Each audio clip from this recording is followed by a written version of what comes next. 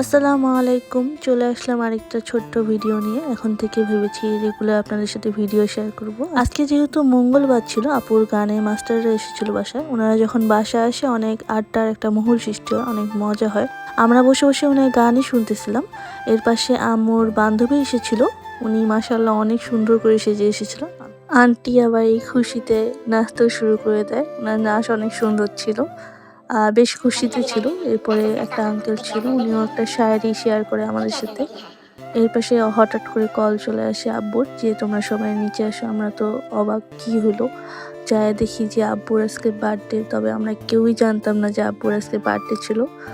আব্বু হঠাৎ করে আমাদেরকে উল্টা সারপ্রাইজ দেয়। আব্বুর ফ্রেন্ডরাও আসছিল আব্বুর বার্থডের জন্য আব্বুকে সারপ্রাইজ দিতে।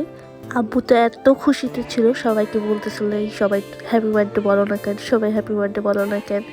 আপু এটা হলো 65তম বার্থডে ছিল। আপু তো অনেক খুশিতে ছিল। আম্মু আব্বুকে কেক খাওয়া দিচ্ছিল। আপু এটা ফ্রেন্ড ছিল, ফ্রেন্ডকে কেক খাওয়া দিচ্ছিল। এদিকে তো সবাই গান শুরু করে দিয়েছে, একের পর এক সকলেই গান গাচ্ছিল। আমার তো মনে হচ্ছে যে আমি বাদে সবাই মনে হয় গান পারে।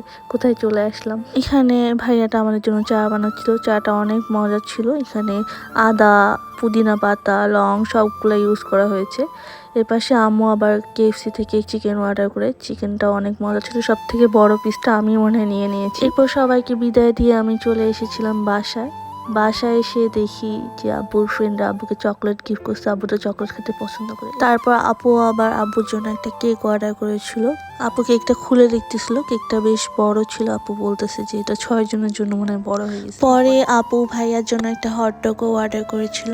আম্মু আবার আব্বুর জন্য দুধ জিলাপি রান্না করে রেখেছিল, চিকেন কোপ্তাও রান্না করে রেখেছিল। আমরা আব্বুর জন্য আবার কেকটা একটু সাজিয়ে রাখি। আব্বু নিচ থেকে কেকটা কখন কাটবে। আব্বু যখন আসে আমরা আব্বুকে আবার সারপ্রাইজ দিই যে নাও এবার তোমাকে সারপ্রাইজ দিলাম আমরা।